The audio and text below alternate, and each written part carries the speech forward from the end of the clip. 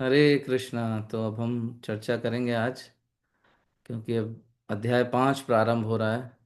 भगवान श्री कृष्ण जो है अर्जुन को चौथे अध्याय तक बहुत सारा ज्ञान दे चुके हैं, और अब 5वें अध्याय को प्रारंभ है। अर्जुन जो है वो भगवान से कहता है कि भगवान, आपने मुझे बहुत सारी चीज़ें बता दी। आपने कर्म अकर्म विकर्म बता दिया, आपने अन्य अनेक प्रकार के यज्ञों के विषय में मुझे बता दिया, दिव्य ज्ञान के विषय में बता दिया आपने मुझे। लेकिन मैं अभी भी कंफ्यूज हूँ, और एक प्रश्न करता है अर्जुन भगवान से कि भगवान मुझे बताइए, मैं अभी भी भ्रमित हूँ, कंफ्यूज हूँ कि सन्यास अधिक श्रेष्ठ है, यानी कर्मों का त्याग कर देना। वो क्या होता है हमने ऑलरेडी चर्चा की थी पीछे, पिछले अध्याय में।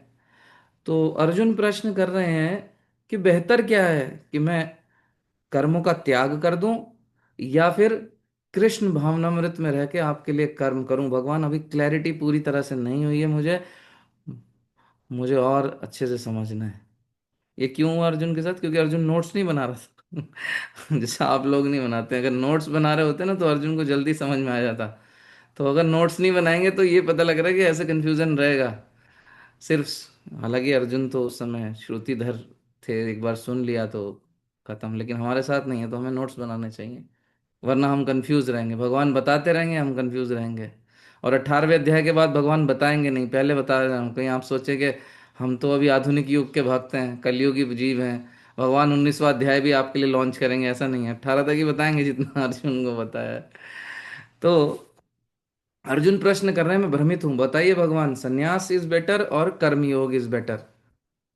तो यहाँ पर फिर भगवान श्री कृष्ण जो है स्पष्ट करते हैं कि भक्तिमयी कर्म जो है वो श्रेष्ठ है। और साथ ही साथ इस अध्याय में भगवान जो है वो कर्ता भाव से किस प्रकार मनुष्य को मुक्त होना चाहिए, इस विषय में भी बताएंगे। भगवान बताएंगे कि जो आत्मज्ञानी व्यक्ति है वह जानता है कि वह स्वयं कुछ नहीं करता, बल्कि उसकी इंद्रियां विषयों में प्रवृत्त रहती हैं, तीन गुण कार्य करते हैं। उसको इसके विषय में क्या और भगवान का विचार है, इसको हम गहराई से समझेंगे इस अध्याय में। समदर्शिता के विषय में भगवान बताएंगे। समदर्शिता मतलब एक ऐसा व्यक्ति जो वास्तव में विद्वान है, पंडित है, वो समदर्श, उसकी जो दृष्टि है सबको देखने की समान रहती है। यानी ब्राह्मण, गाय, हाथी, कुत्ता या चांडाल, इनमें से कोई भी हो, वो सबको समान दृष्टि से देखता है। क्यों? क्योंकि वो जानता है कि ये बाह्य आवरण है, कि एक कुत्ते का शरीर में है, एक हाथी के शरीर में है, लेकिन अंदर जो आत्मा है, जीवात्मा है, वो भगवान का अंश है और सबकी समान है। वो अलग अलग नहीं है कि हाथी की जो आत्मा है वो बड़े साइज की होगी और चींटी की आत्मा छोटी सी होगी, तो उस हिसाब से देखे नहीं। वो जानता है सब भगवान का अंश है। और अंत में भगवान जो है यहाँ पे शांति सूत्र के बारे में भी बताएंगे इस अध्याय में। भगवान ये कहेंगे कि भाई सबसे बड़ा सूत्र क्या है, यह जानना कि भोक्ता राम यज्ञ तपसाम। भगवान जो है सभी यज्ञों के भोक्ता हैं, यानी he is the supreme personality. सब कुछ उनके आनंद के लिए है। चाहे वो हम स्वयं हो, हमारी संपत्ति हो, हमारे बच्चे हो, हमारा परिवार, हमारा समाज, सब कुछ, हमारी जमीन, हमारी खेती, सब कुछ भगवान की प्रसन्नता के लिए है। लेकिन हम लोग सोचते हैं सब हमारा है, और कभी कभी भगवान को थोड़ा सा देके हम रील बना बना के डालते हैं कि हमने ये दे दिया भगवान को, हमने ये चढ़ा दिया मंदिर में। तो भगवान इस चीज को गहराई से समझाएंगे कि बुद्धिमान व्यक्ति ये सोचता ही नहीं। बुद्धिमान व्यक्ति तो ये सोचता है सब कुछ भगवान का है, उन्होंने कृपा करके मुझे थोड़ा सा प्रदान कर दिया है। और उसमें से भी वो क्या भाव रखता है, तेरा तुझको अर्पण क्या लागे मेरा। तो ये जानना सबसे बड़ा शांति सूत्र है कि समस्त लोगों के स्वामी जो हैं भगवान श्री कृष्ण हैं, और सुहृदय मित्र हैं सभी के। तो इस अध्याय में टोटल 29 श्लोकाज आएंगे, 29 श्लोक, जिसमें से अगर हम विभाग देखें, अरे वाह, तो इसको अलग अलग विभागों में अगर हम बांटें कि जैसे हमने चौथे अध्याय की समरी में आपसे चर्चा की थी कि कहाँ से कहाँ तक के श्लोक में क्या विषय आएगा। तो अगर हम इस दृष्टिकोण से देखते हैं तो पहले जो 6 श्लोक हैं, पहले से लेकर श्लोक संख्या 1 से लेकर श्लोक संख्या 6 तक भगवान क्या बताएंगे, संन्यास और कर्म योग, संन्यास योग मतलब वर्सेस कर्म योग, दोनों में क्या अंतर है? जैसा कि अर्जुन का प्रश्न ही है, जब हम अध्याय प्रारंभ करेंगे आप देखेंगे पहले ही प्रश्न में, पहले ही श्लोक में अर्जुन ये प्रश्न कर रहे हैं भगवान से, और भगवान फिर आगे उत्तर देते हैं। तो 1 से 6 तक इस विषय के ऊपर चर्चा होगी कि बेटर क्या है, संन्यास ले लेना यानी सारे कर्मों को छोड़ देना, कर्म बंधन ही नहीं लगेगा, या फिर कर्म करते हुए कृष्ण की प्रसन्नता के लिए कर्म करना, इस विषय पर बात होगी। तो भगवान बताएंगे कि दोनों ही मार्ग शुभ हैं, लेकिन भक्ति युक्त कर्म यानी कर्म योग अधिक सरल है, और ये अधिक श्रेष्ठ भी है और प्रैक्टिकल है हम जैसे लोगों के लिए। अगर कहा जाए कि सन्यास से ही सिद्धि है, तो हम में से कितने लोग सन्यास लेने वाले हैं? हेमा खेत्रपाल माता जी, आर यू रेडी फॉर सन्यास? ना जी ना, कोई नहीं रहेगा तैयार। अभी इनसे कहें आकाश प्रभु आप तैयार हो सन्यास के लिए, कहेंगे नहीं नहीं प्रभु मैं तो एसएससी के एग्जाम की तैयारी कर रहा हूँ। और किसी माता जी से कहो हाँ माता जी आप तैयार हो, नहीं नहीं अभी तो हमारी बेटी की शादी हो रही है, अभी कहाँ हम तैयार हैं। कोई तैयार नहीं होगा, प्रैक्टिकल नहीं है, भगवान यही कहेंगे। लेकिन कर्म योग सभी के लिए है, और जो व्यक्ति फलों की आसक्ति त्याग देता है वही सच्चा सन्यासी है, ये बात भी भगवान सिद्ध करेंगे। बहुत बड़ी बात है ये। तो भगवान यहाँ समझाएंगे कि केवल वस्त्र बदलने से या कर्म छोड़ देने से सन्यास नहीं होने वाला है। सन्यास का असली अर्थ है आसक्तियों का त्याग करना, जो व्यक्ति के लिए बड़ा मुश्किल है। और जो कर्म योग करता है वास्तव में वही असली सन्यासी है, और वही परम शांति प्राप्त करता है ना। जनरली हम लोग सोचते हैं जो गेहुए वस्त्र पहन लेता है सब उनके चरणों में एकदम गिरना शुरू कर देते हैं, लेकिन जो वास्तव में कर्मयोगी है, गृहस्थ में रहकर भगवान को केंद्र में रखता है ईमानदारी के साथ, वो सबसे बड़ा सन्यासी है। तो 1 से 6 तक इस विषय के ऊपर भगवान बताने वाले हैं। उसके बाद जो अगला विभाग रहेगा वो 7 से 12 यानी श्लोक संख्या 7 से 12 तक, वहां पर भगवान जो है एक कर्मयोगी की अवस्था, जो कर्मयोगी है उसकी स्थिति का वर्णन करेंगे कि ऐसा व्यक्ति क्या है, उसका मन जो है वो शुद्ध रहता है। कर्मयोगी सन्यासी का मन शुद्ध होगा जरूरी नहीं है, क्योंकि वो सन्यास लेके एक तरफ एकांत में चला गया, भटकने के चांस हैं। मन शुद्ध होगा जरूरी नहीं है, लेकिन एक कर्मयोगी जो भगवान के लिए कार्य करता है, चाहे वो दिखने में बाहर से हो सकता है जीन्स पैंट में दिखाई दे रहा हो, टी शर्ट में दिखाई दे रहा हो, बरमूडा में दिखाई दे रहा हो, लेकिन अंदर उसका हृदय यदि हरि नाम से उसने अपने आप को बांध रखा है, तो उसका हृदय निश्चित तौर पर शुद्ध होगा। इंद्रियों पर नियंत्रण होना शुरू होगा उसका, और सभी जीवों में वो आत्मा का दर्शन करता है, शरीरों का नहीं।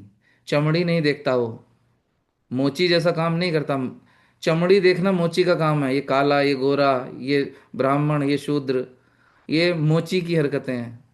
तो ऐसा व्यक्ति मोची नहीं रहता। और यहाँ पर फिर जो है भगवान संदेश देंगे इसी विभाग में कि शरीर कर्म करता है लेकिन आत्मा नहीं। कोई प्रश्न कर सकता है भाई अगर शरीर कर्म नहीं करता, शरीर तो मर जाता है पड़ा रह जाता है, फिर आत्मा जो है उसको क्यों कष्ट भोगना पड़ता है अगले जन्म में? कि पिछले जन्म में तुमने ये किया था, काम तो शरीर कर रहा है, शरीर मर गया जला दिया गया, फिर आत्मा को क्यों कष्ट भोगना पड़ रहा है भाई? इस रहस्य को हम जानेंगे। उसमें बहुत अलग अलग उदाहरण से प्रस्तुत करेंगे यहाँ पर प्रभुपाद जी। लेकिन इस बात पे मुझे एक उदाहरण आधुनिक सूझता है। जैसे किसी आप लोगों के पास स्मार्टफोन है, स्मार्टफोन से कोई बुरा काम करे, कोई अपराध कर दिया आपने स्मार्टफोन से, और वो फोन गिर के टूट गया या खो गया, तो क्या आपका अपराध खत्म हो जाएगा? कि फोन के थ्रू हुआ था अपराध सर, मैंने नहीं, फोन फोन ने किया था वो, और फोन तो वो टूट गया खो गया, तो अपराध खत्म? ऐसा होगा क्या? ना जी ना। क्लाउड पे सारा डेटा सेव है आपका, आप क्या कर रहे थे, तो उसका भुगतान करना पड़ सकता है। तो ऐसे ही जो हमारे कर्म है, शरीर भले ही रह गया लेकिन आत्मा जो है, आत्मा जो अनुमति देती है, कर्म इंद्रियां करती हैं शरीर करती है, लेकिन अनुमति कौन देता है? आत्मा। और वो डिपेंड करता है कि आपने अपनी आत्मा हालांकि शुद्ध है, लेकिन भौतिक जगत के प्रभाव में वो आत्मा दूषित हो गई, और दूषित होने के कारण वो विचार भी दूषित करती है, इच्छाएं भी दूषित करती है, जिनको भगवान शुरू से ही कह रहे हैं कि शुद्ध करो शुद्ध करो। लेकिन जब तक शुद्ध नहीं हुआ तो दूषित रहेगा, तो कर्म भी दूषित होगा। कर्म किसके द्वारा होगा? शरीर के द्वारा। वो बेचारा तो ये समझो एक कार की तरह था, आत्मा ड्राइवर है। अगर कार किसी के ऊपर चढ़ जाए, किसी को मार दे, सजा ड्राइवर को होती कि कार को? जेल में ले जाओ इस कार को, 15 साल की सजा होगी इस कार को, ड्राइवर को होती है। तो वही चीज और गहराई से यहाँ पर जो है वो समझाई जाएगी कि क्या है एक कर्म योगी की अवस्था, उसको और डिटेल में यहाँ पर जो है भगवान बताएंगे। उसके बाद विभाग आएगा अगला 13 से 16, 13, 14, 15 और 16। यहाँ पर आत्मा और प्रकृति का भेद जो है वो एक्सप्लेन करेंगे भगवान, कि आत्मा शरीर में रहती है, वास्तव में कुछ नहीं करती, यही जो अभी हम बात कर रहे तो और डिटेल में जाएगी। प्रकृति के गुण जो हैं वास्तव में वही कर्म करवाते हैं। अज्ञान के कारण जीव अपने को कर्ता मान लेता है, कर्ता अहमिति मन्यते, भगवान को कर्ता न मान के खुद को कर्ता मानने लगता है। तो उस बात को और गहराई से यहाँ पर भगवान प्रस्तुत करेंगे। और उसके बाद जो है यहाँ पर और डिटेल में जाएंगे, और फिर यहाँ पर भगवान एक्सप्लेन करेंगे अज्ञान जो है, अज्ञान के कारण जो है ये सब जो है बंधन बनते हैं। ऑलरेडी चर्चा की थी पिछले अध्याय में भी, लेकिन और रिफाइन वे में, क्योंकि अर्जुन का कंफ्यूजन आ गया तो और रिफाइन में भगवान बताएंगे। इसके बाद अगला जो फिर विभाग आएगा वो आएगा 17 से 21। वहां पर भगवान ब्रह्म दृष्टि और समदर्शिता, जो मैंने शुरू में कहा, समदर्शिता के विषय में बताएंगे कि ज्ञानी व्यक्ति की दृष्टि कैसी हो जाती है, ब्राह्मण के प्रति, गाय के प्रति, हाथी के प्रति, कुत्ते के प्रति या चांडाल के प्रति। वो सब में ही आत्मा का दर्शन करने लगता है। क्योंकि आत्मा सब में समान है। बाहरी शरीर भिन्न है लेकिन आत्मा भिन्न नहीं है, आत्मा में कोई भेद नहीं। तो इस बात का यहाँ पर प्रस्तुत करेंगे भगवान इस विभाग में, कि जो व्यक्ति इस स्तर पे आ जाता है, इस लेवल पे आ जाता है, उसका दृष्टिकोण ऐसा या दृष्टि ऐसी हो जाती है अन्य जीवों को देखने की, वो इस संसार में रहते हुए ही मुक्त हो जाता है। उसे इंतजार नहीं करना कि मृत्यु के वक्त उसकी चेतना कैसी होगी, उसके बाद उसको अगर भगवान का स्मरण हुआ तो वो मुक्त होगा, अन्यथा मुक्त नहीं होगा। सूर्य उत्तरायण में है कि दक्षिणायन में है, किसी कंडीशन की जरूरत नहीं।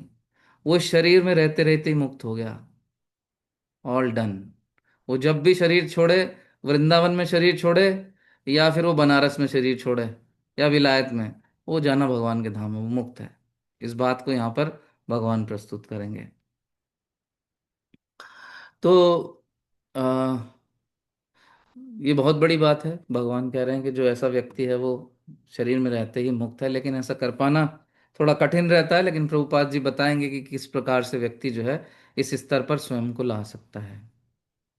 हम्म। अगला जो विभाग है वो है 22 से 26 श्लोक तक। और यहाँ पर भगवान एक्सप्लेन करेंगे भौतिक सुख वर्सेस आध्यात्मिक सुख, यानी material pleasure versus spiritual pleasure.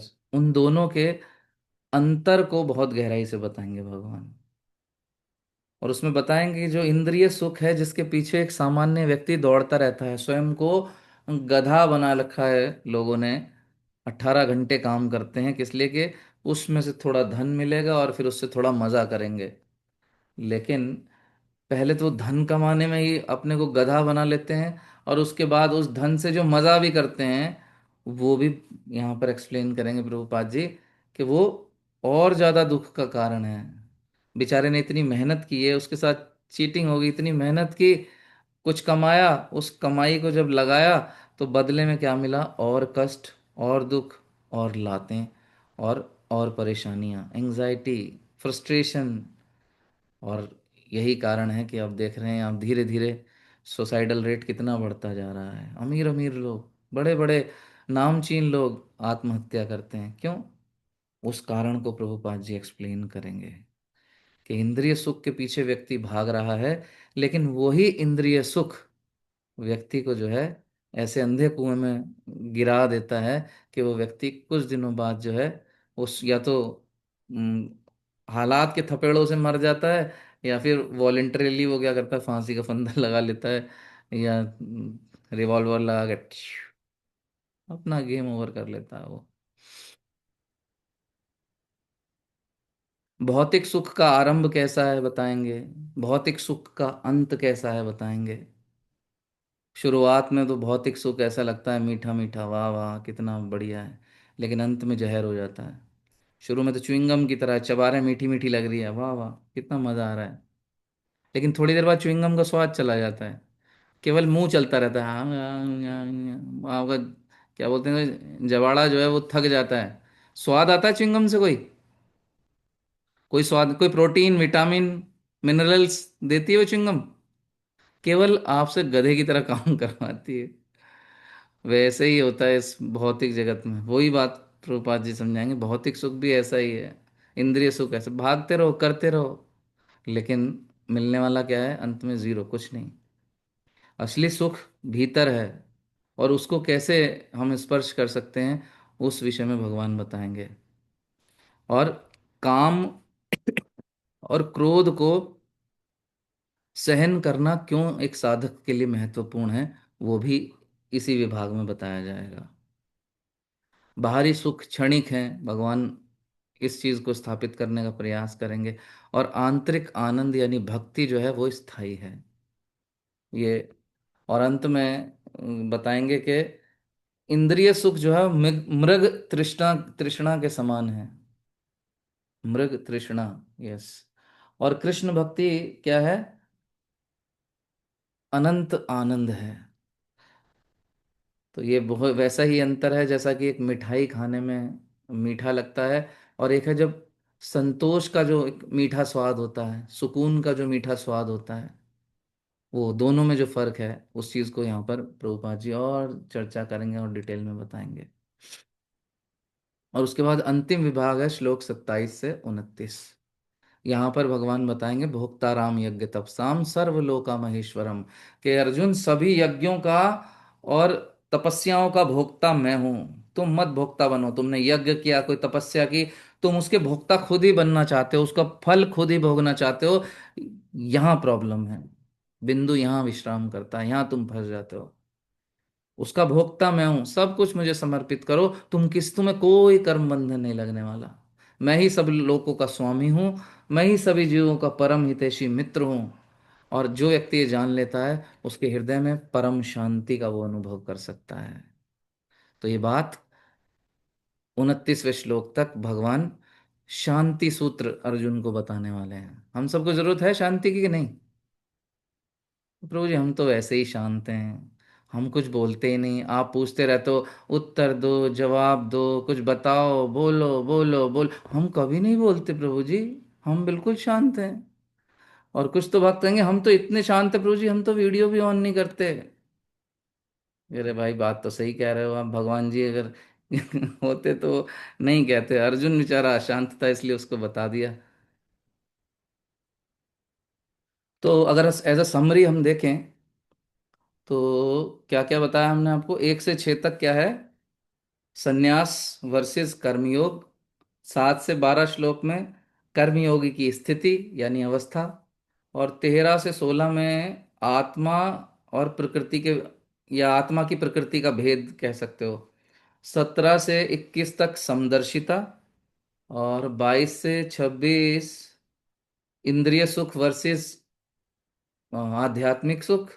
और 27 से 29 ध्यान और शांति का सूत्र। ठीक है, ये आपको याद रखना है, इतनी बातें। इतनी बातें जब याद रहेंगी तो अब आपके पास पूरा रोड मैप है कि अध्याय 5 में क्या होने वाला है। इट्स लाइक अ टीजर, एक मूवी का टीजर देख लिया कि आप पिक्चर हॉल में जाएंगे तो क्या होगा, वहाँ बॉर्डर पे वहाँ ग्रेनेड चलेंगे, टैंक चलेंगे, यही सब देखने वाले हैं वहाँ। तो एक अंदाजा लग गया अभी आपको कि 5वां अध्याय आपको क्या क्या बताने वाला है। और आपको अपना मेंटली उस हिसाब से प्रिपेयर रहना है, अपने नोट्स वगैरह बनाने हैं, लिखते रहना है उस माइंडसेट के साथ कि हम भी अचीव करना चाहते हैं, हम भी समदर्शी बनना चाहते हैं भगवान, हम भी आत्मा के सुख को अनुभव करना चाहते हैं, हम भी कर्मयोग में ज़्यादा प्रवृत्त होना चाहते हैं, रादर के सन्यासी प्रवृत्ति लाएं, त्याग त्याग छोड़ना छोड़ना छोड़ना की बजाय कृष्ण को जोड़ना जोड़ना जोड़ना करना शुरू कर दे हमारा भी मन। ये बहुत आवश्यक है। और इस प्रकार से जो शांति सूत्र भगवान ने दिया, भगवान के उस शांति सूत्र को हम भी अपने गले में एक नेकलेस की तरह धारण करके परम शांति का अनुभव कर सकें और शांत मन से कर्म योग में प्रवृत्त होकर गुरु और गौरांग की प्रसन्नता के लिए कार्य कर सकें। हरे कृष्णा कृष्ण कृष्ण हरे हरे, हरे राम राम हरे हरे। श्रील प्रभुपाद की जय। भगवद गीता यथारूप की जय।